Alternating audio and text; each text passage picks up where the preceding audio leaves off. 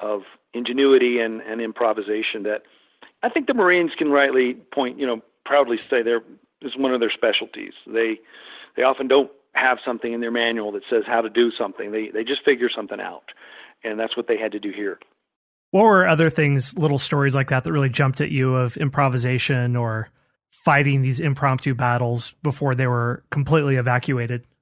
Well, I mean, one of the more grotesque part of this was that, because the soil was so frozen, so cold, they ended up having instead to pile frozen corpses up in these windbreaks that they hid behind. And the Chinese did this as well, but, essentially, it's a battle of men hiding behind the corpses of their enemy day after day after day. And it certainly it's something very grotesque about this battle is that there are just corpses everywhere that, froze in these weird positions, because they froze in the position that they fell in. And but using corpses in all kinds of what we would now say very macabre and very grotesque ways, these corpses were not rotting. They were just there, and they became material that was used for all kinds of, for windbreaks and also for barricades. And then finally, in the building of the bridge, some corpses were actually used as ballast to hold the bridge in place. That's one of the more kind of macabre realities of this battle is that's not really talked about too much. But corpses were everywhere along that 70-mile road. Well, once we get to the evacuation and the soldiers are out, what is the aftermath of this battle? How does this affect the war as it goes on? Well, it's a pivotal battle in many ways. It was crystal clear, declaration from the Chinese that they're here and they're here to stay, and this is a truly international war now. I mean, if it wasn't already with the UN forces involved, now China has intervened and is willing to spend blood and treasure to defend North Korea. So that's the first thing. If they had succeeded in their goal of annihilating the 1st Marine Division, it would have been devastating to our morale, and I think the battle lines would have been very different. They were annihilated. They were intact as a unit, and they got out of there with about 1,000 casualties, which is not a huge number when you consider that Mao probably lost somewhere on the order of 30 or 40,000 men in this battle. The 1st Marine Division went down to the south near Pusan and regrouped and was back in a couple of months. But it was a turning point. I think Chosin Reservoir was the place and the time when we began to recognize that this isn't just a localized conflict anymore. This is not just a civil war anymore. This is truly an international, a terrifying, international war that is escalating. And, the Russians were making more and more signals that they were going to get more deeply involved. And, it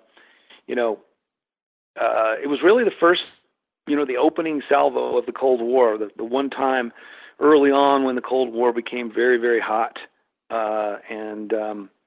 MacArthur's talking about using nuclear weapons and sowing a permanent radioactive zone along the Yalu River, talking about dropping bombs on Beijing.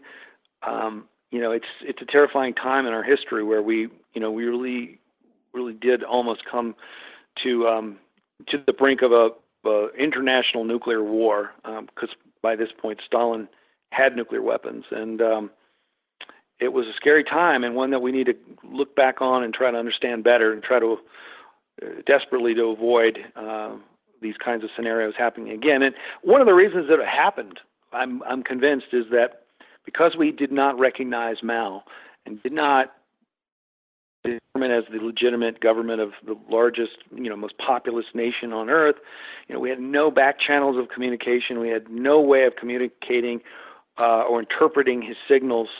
And, diplomacy failed.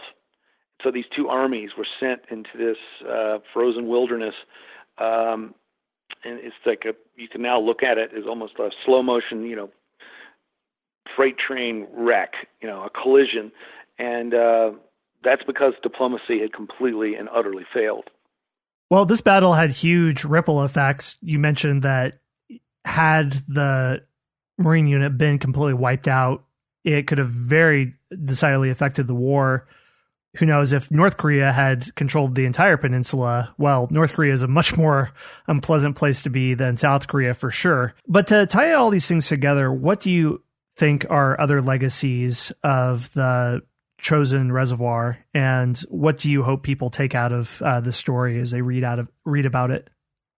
Well, a lot of different things. One is that I think we need to be careful never to put ourselves in a situation again where we have a commander who has so much concentrated authority and power as MacArthur did at this time. He was running the occupation of Japan. He was the supreme leader of the Allied forces, the leader of the UN forces, leader of the U.S. Army in that part of the world. And he carried himself like a god or like a demigod. And he was, people back in Washington were scared of him and intimidated by him. And he had assumed so much power that he could do no wrong. And I think that, we need to be very careful not to have commanders assume that much power and that much kind of celebrity, I guess. Truman was intimidated by MacArthur, didn't know how to handle him. So that's one thing. I think another takeaway is, we do need to pay more attention, I think, to what the field commanders have to say. The guys who are on the ground, who know the situation as it really is, and who have the highest stakes, personal reasons for caring about where they're sending their men. We need to listen to those guys and make sure that it's not just a one-way, top-down kind of structure, but that we're really paying attention to what these field generals have to say and what they think. And then I guess the other takeaway from this is the absolute importance, the paramount importance of diplomacy. We needed to have some sort of relationship with Mao, but we refused to recognize him, and I think that was one of the major factors in this whole battle happening in the first place. They, in retrospect, gave us lots of signals that they were going to intervene. And we just chose not to receive or...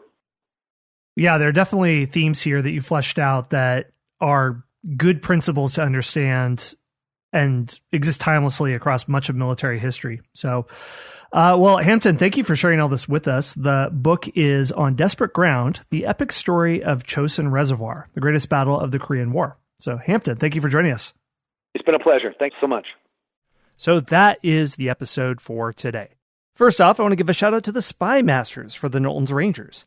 Vic Austin, Chris, Rob Matlock, Alan Baker, Beverly Engel, Jake Harrington, Todd Warren, William Ivey, Joyce Normant, Tyler from Colorado, Josh Reddick, Daniel Lawson, Marlene, Michael, Tim Clark, David Powell, Moondoggy from Ohio, Melissa, Christopher Main, Carl from Norway, and Baron Fraser. I'll explain what that is in a second. If you like the show and want to help it grow, there are 4 easy ways for you to do it. 1, like and subscribe to the show on the podcast player of your choice. This helps spread the word about the show. 2, join our Facebook group. Here we can keep the discussion going about new episodes, and you can talk about what you like and didn't like. And you can find this group if you just search for History Unplugged on Facebook.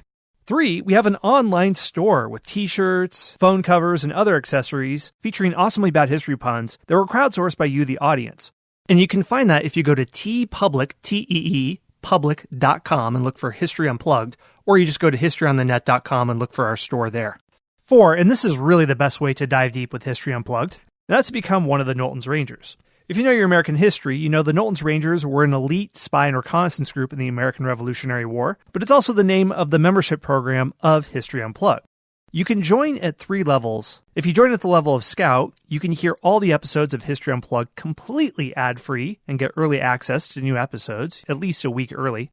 If you join at the Intelligence Officer level, you get special bonus episodes, like a 10-part series on the World War II hero Audie Murphy, a multi-part series called Ottoman Lives about different people in the Ottoman Empire, and a series called Rendezvous with Death that looks at biographical profiles of Americans who went to fight in World War I before America entered the war.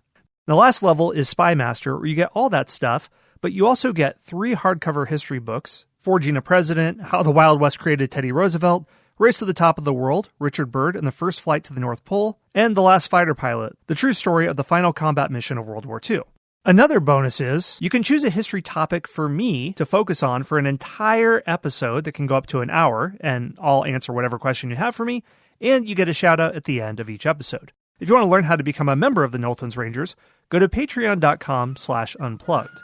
That's patreon.com/unplugged. All right, well, that is all for my spiel. Thanks for listening to the History Unplugged podcast, from ancient Greece to the Cold War and everything else in between. See you next time.